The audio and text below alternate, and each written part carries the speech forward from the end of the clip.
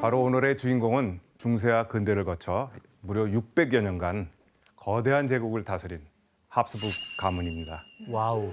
이들은 한때 전 유럽의 약 3분의 1에 해당하는 어마어마한 땅을 지배하던 유럽 역사에서 중심에 섰던 왕가였습니다. 사실 합스부르크 스페인도 다스렸거든요. 이게 대항해 시대에서 스페인이 힘이 가장 센 나라 중 하나여서 그 역사를 학교에서도 되게 중요하게 배우거든요. 하지만 합스부르크의 영광은 그리 오래가지 않았습니다. 왜죠? 그리고 스페인에서 합스부르크의 지배는 허무하게 막을 내리게 됩니다. 누구도 넘보지 못할 거대한 제국을 건설한 합스부르크 가문의 과제는 이제 광대한 영토를 지키는 것이었습니다. 이를 위해 고심하던 합스부르크가는 최선의 방법을 찾아냅니다. 바로 가족 간의 결혼, 근친혼이었습니다. 근데 왜 근친혼이 그게 방법이지? 자, 이들이 왜 이런 선택을 했는지 다시 지도를 보면서 설명해 보겠습니다.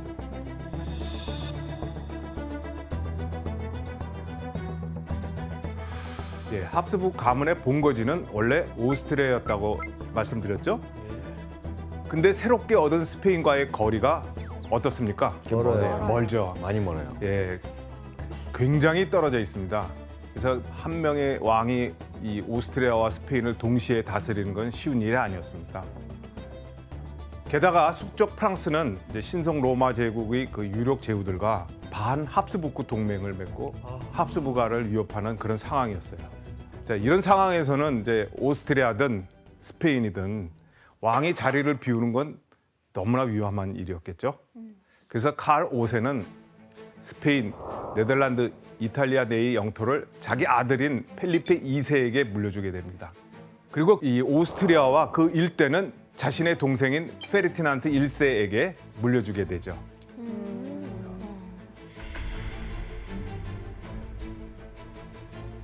이렇게 나뉜 두 가문은 각자 독립적으로 통치를 했지만 그 어느 때보다 가문의 결속을 공고히 해야 했습니다. 무엇보다 가문의 혈통을 끊기지 않도록 대비를 하는 것이 가장 중요했죠. 그 결과 이들이 택한 최선의 방법이 바로 자신들끼리 결혼해 혈통을 이어나갈 수 있는 근친혼이었던 것입니다. 합스부르크 가문의 비극은 바로 이때부터 시작됩니다.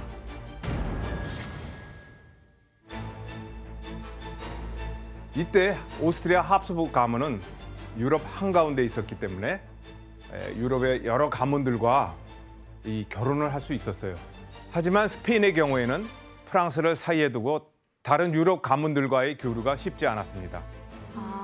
게다가 이 카톨릭을 철저하게 신봉한 이 스페인은 이교도들, 특히 프로테스탄트들하고 결혼을 금지했기 때문에 배우자의 선택의 폭이 더욱 좁을 수밖에 없었겠죠. 그래서 스페인을 물려받은 펠리페 2세 때부터 스페인에서 근친혼은 계속 쭉 이어져 왔습니다. 첫 번째 아내는 이제 사촌지간이었는데 포르투갈의 공주 마누엘라였습니다. 하지만 그녀는 이제 결혼 2년 만에 아이를 낳다가 죽게 됩니다. 그 펠리페 2세는 두 번 더 결혼을 하지만 후사를 얻지 못해요. 어? 웬일로 절로 갔을까? 그러니까 서로가 이제 적이지만 정략 결혼을 한 거죠. 그래서 또 다시 근친혼을 택하게 됩니다. 이제 네 번째 부인 안나는 작은 아버지와 결혼한 여동생의 딸이었습니다. 어머, 조카랑 결혼했어?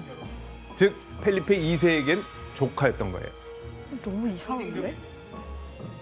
결국 펠리페 2세는 근친혼으로 낳은 조카와 또다시 근친혼을 하게 된 것이죠. 이때 펠리페 2세는 이미 41살이었고 조카인 안나는 이제 막 20살이었습니다. 와.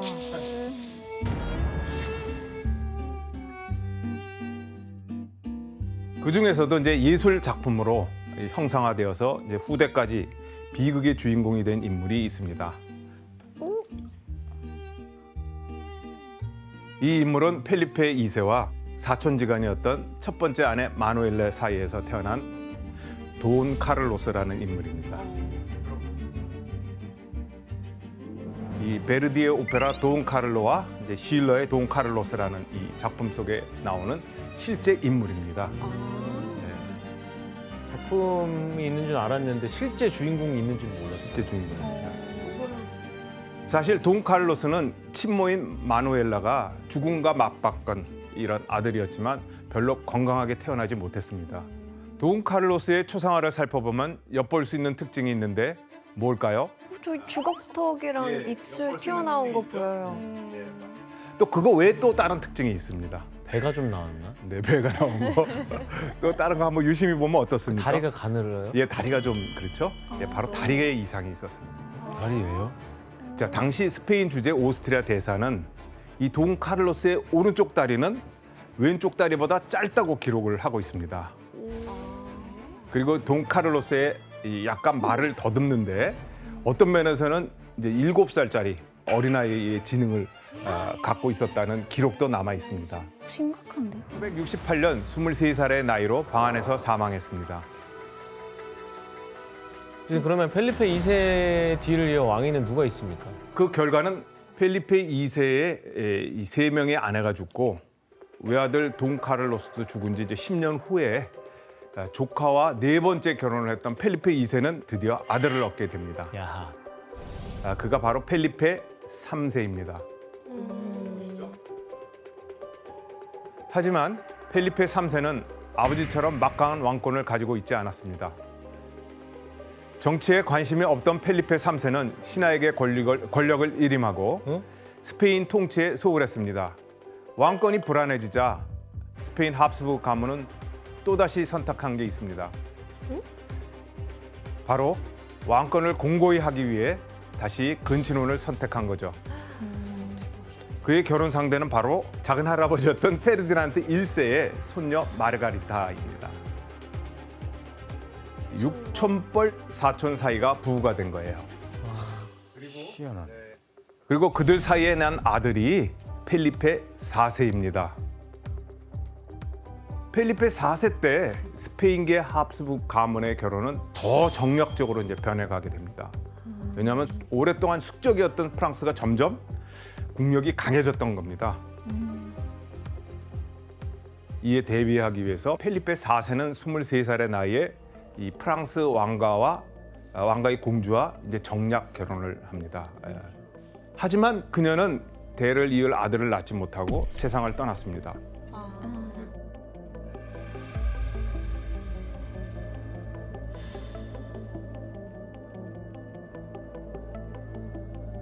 그러자 펠리페 4세는 곧바로 새 아내를 맞았는데 이번엔 오스트리아로 시집간 여동생의 딸이자 자신의 조카인 29살 차이의 마리아나였습니다. 여동생의 딸이요? 예, 여동생의 딸입니다. 와. 아니 근데 아무리 그래도 어우 야 30살 가까이 차이 나는 조카랑 결혼을 한다는 게 난 이해를 너무 못하겠네. 근데 나이도 나이인데 관계가 너무 충격적이어서 저는 그러니까, 진짜 절대 못할 것 네, 같은데. 지금의 사고 방식으로는 결코 이해할 수 없는 결혼이죠. 하지만 당시 합스부르크 가문은 근친혼을 해서라도 다른 가문이 아닌 자신의 가문의 핏줄이 조상들이 힘들게 얻은 영토를 지키게 해야 했던 것입니다. 와. 다른 가문이랑 결혼해서 그 혹시 땅이 넘어갈까 봐 그렇게 된 거죠? 그렇죠. 하하. 그리고 이때 펠리페 4세와 조카인 마리아나 사이에서 태어난 딸은 이제 간질을 앓다가 이제 죽어요. 두 아들 역시 태어난 지 얼마 되지 않아서 세상을 떠나게 됩니다. 그런 가운데 이들에게 희망이 되는 딸이 한 명 태어납니다. 희망? 예, 바로 1651년에 태어난 마르가리타 공주였습니다. 아우 귀여워. 귀여워요. 네, 너무 귀여운 아이예요. 유전병이 진짜. 없는데요? 네. 자, 마르가리타 공주는 펠리페 4세가 너무나 애지중지하고 이뻐했던 딸이어서 나의 기쁨이라고 늘 불렀다고 합니다.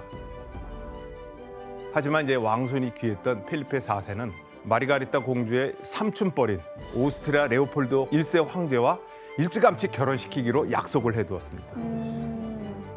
그래서 만약 자신이 아들을 낳지 못하더라도 사위이자 같은 가문의 레오폴드 1세가 스페인 왕조를 이으면 될 거라고 생각했던 것이죠. 그런데 이 초상화를 보면 마르가리타 공주 얼굴에서 눈에 띄는 변화가 나타나기 시작합니다. 아 턱이 나오기 시작하나? 네, 맞습니다. 바로 이 턱이 점점 길어지면서 앞으로 튀어나오는 형태로 변해가고 있는 겁니다. 이는 카를 5세와 펠리페 2세, 아버지 펠리페 4세의 얼굴에서 볼 수 있는 합스부르크 가문의 전형적인 턱 모양이죠. 예, 훗날 우리가 합스부르크 턱이라고 부르는 모습이 점차 뚜렷하게 나타나기 시작합니다. 교수님, 근데 이 합스부르크의 턱이 계속 해왔던 근친혼이랑 상관이 있는 거예요? 예, 그래서 그에 대한 연구가 있는데 2019년에 Annals of Human Biology라는 그 인간 생물학 연대기라는 과학 학술지에 이 합스부르크 턱과 근친혼과의 관계가 게재된 적이 있습니다. 20세대에 걸쳐서 얼굴 변형의 정도와 근친혼의 상관관계를 연구한 결과가 발표됐습니다. 혈연 관계가 있는 사람끼리 근친혼을 하면 유전자를 공유하는 비율이 높아져서 부모와 같은 유전자 형태를 계승하는 일이 훨씬 더 자주 일어난다고 합니다. 그래서 이제 스페인에서 발표된 여러 자료를 보면 펠리페 2세가 부정교합이 그렇게 심각해서 이제 생긴 별명이 바로 서류왕이에요. 서류왕? 서류? 네, 왜냐하면 이제 발음이 정확하지가 않았어요. 그래서 이제 신하들에게 지지를 정확하게 전달하지 못하고 그래서 왕가 최초로 서류 결제를 하기 시작했대요. 말이 그렇게 전달이 안 될 정도로 심각했다는 거 아니에요? 그만큼. 그러니까요. 하지만 이 당시 합스부르크의 인물들을 그린 화가들은 그들의 턱을 가능하면 부각시키지 않으려고 노력을 한 것 같습니다.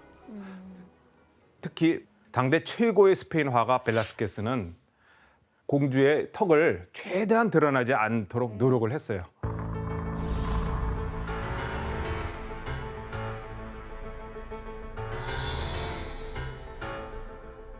그래서 벨라스케스는 공주 옆에 주변 인물들을 적극적으로 활용을 합니다. 이 그림 어디서 많이 네, 봤는데? 많이 보셨죠? 이 그림 역시 벨라스케스가 그린 시녀들이라는 이 작품입니다. 여기서 그녀가 돋보일 수 있도록 벨라스케스는 아주 세심하게 시녀들을 배치해 놨습니다. 그 중에서 눈에 띄는 인물이 한 명 있습니다. 오른쪽에 있는 맞습니다. 오른쪽 하단에 위치하고 있는 외소증 여성입니다. 특히 이제 펠리페 4세 때 이 초상화에는 외소증 이 시종들이 아주 자주 등장합니다. 이제 이런 대비 효과를 노린 왕실의 요구가 반영된 거라고 볼 수 있겠죠. 15살이 되던 해 오스트리아로 건너가 결혼식을 치르게 됩니다. 그리고 이 결혼식은 홍보물까지 발간해서 대대적으로 발표가 되는데 이 발표한 내용을 규현 씨가 한번 읽어주시겠습니까? 마르가리타, 스페인의 아이, 스페인 카톨릭 국왕 펠리페 4세의 딸, 우리가 원하는 고귀한 사람, 왕의 마음에도 들 것입니다. 기도를 받고 황제의 왕좌 옆에 앉아 결실을 맺는 통치를 하십시오. 네. 이 홍보물에서 이제 알 수 있겠지만 15살의 이 스페인 공주 마르가리타와 44살의 신성 로마 제국 황제 레오폴드 1세의 결혼은 이제 당시에 유럽의 어마어마한 큰 이벤트였습니다. 하지만 합스부르크가에 닥친 비극은 또다시 시작을 하게 됩니다. 에? 뭐야? 마르가리타는 몸이 약했지만 가문과 전 유럽의 기대에 부응하기 위해서 결혼하고 나서 계속 임신을 도전하게 되는데 21살 될 때까지 총 4번을 임신을 합니다. 근데 그중에 2번을 유산을 하는 아픔을 겪게 되죠. 아유. 하지만 대를 잇는 아들은 낳아야만 한다는 그런 압박감이 컸는지 그녀는 결국 아들을 낳지 못하고 끝내 어린 나이에 죽고 맙니다.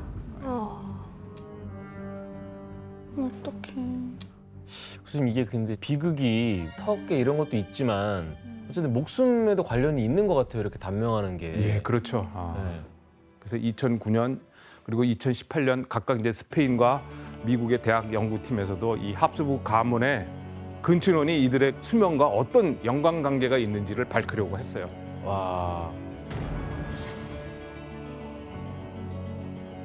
그 결과 근친혼의 횟수가 빈번할수록 문제가 되는 유전자가 많이 나타난 겁니다. 그래서 근친혼으로 태어난 34명의 아이들 중에 약 30% 정도는 생후 1년 안에 죽고 약 한 50% 정도는 10살 이전에 사망한 것으로 발표되어 있습니다. 신기하다 그것도. 아니 그렇게 농사를 져놨는데 대가 끊길 위험도 오네. 자, 하지만 이때 대가 끊길 위험에서 벗어나게 만들 경사스러운 소식이 들리게 됩니다. 바로 펠리페 4세와 조카 마리아나 사이에 아들이 태어난 거예요. 예, 바로 까를로스 2세입니다. 이 까를로스 2세가 태어났을 때 스페인 전체가 기쁨에 들썩였다고 이렇게 전해집니다. 당시 스페인 이 신문에 실린 기사를 보면 그 분위기를 엿볼 수 있는데 여왕께서 11월 6일 일요일 오후 12시 30분에 큰 머리, 검은 머리카락, 그리고 약간 통통한 얼굴을 가진 아름다운 왕자를 낳으셨습니다. 건강하게는 하는데 네. 믿을 수가 있어요. 맞습니다. 맞습니다. 여기서는 어린 왕자를 건강한 모습으로 이제 표현하고 있는데요. 하지만 여러 가지 선천적인 문제를 갖고 태어난 것으로 추정됩니다. 카를로스 2세는 3살 때까지 두개골의 뼈가 다치지 않은 상태로 있었고 등까지 굽은 구루병을 앓고 있었다고 전해집니다. 게다가 6살 때까지 제대로 걸을 수도 없었고 9살 때까지 말도 제대로 못했고 읽고 쓰는 것도 하지 못했다고 합니다. 어떡해. 그래서 펠리페 4세가 세상을 떠날 때 아들에게 왕위를 맡길 수가 없어서 자기 아내에게 섭정을 부탁했고 10대 후반이 돼서야 비로소 이제 즉위를 할 수 있었습니다. 카를로스 2세의 건강은 점점 더 나빠져 갔습니다. 그래서 당시 영국 특사가 지인에게 보낸 편지를 보면 카를로스 2세의 건강에 대해 적혀 있는 내용이 있습니다. 먹는 모든 것을 통째로 삼킵니다. 왜냐하면 아래턱이 너무 튀어나와서 위아래 치아가 맞부딪힐 수가 없기 때문입니다. 위장이 약해 먹은 걸 다 소화하지 못해 모두 개워내거나 배설합니다. 안타까운데요. 예, 이렇게 아팠다가 나았다가를 이제 반복했던 카를로스 2세는 결국 이제 혼수 상태에 빠지고 결국 죽음을 맞이하게 됩니다. 안 됐다. 참 진짜. 그리고 이 악마에 들렸을지 모른다는 이유 때문에 왕이지만 이례적으로 부검을 실시합니다. 근데 그 결과 그의 심장은 후추 알갱이만하게 작고 내장은 부패됐다고 합니다. 거기다 신장에는 3개의 큰 돌이 있었고 또 고환이 석탄처럼 검게 변해서 1개만이 남아 있었다고 전해져요. 그래서 당시에 카를로스 2세의 병이 악마의 저주 때문이라고 생각했지만 이제 오늘날 의학적인 어떤 관점에서 보면 아마도 성장애를 앓았을 가능성이 커 보입니다. 아유. 후대 학자들은 이것을 근친혼으로 인한 유전적 결함이라고 추정을 하고 있기도 합니다. 예, 카를로스 2세가 이제 후사 없이 죽자 이제 온 유럽의 초미의 관심사는 스페인 왕위 계승권을 누가 차지하느냐에 있었습니다. 프랑스와 오스트리아 가문 둘 사이의 전쟁이 시작된 겁니다.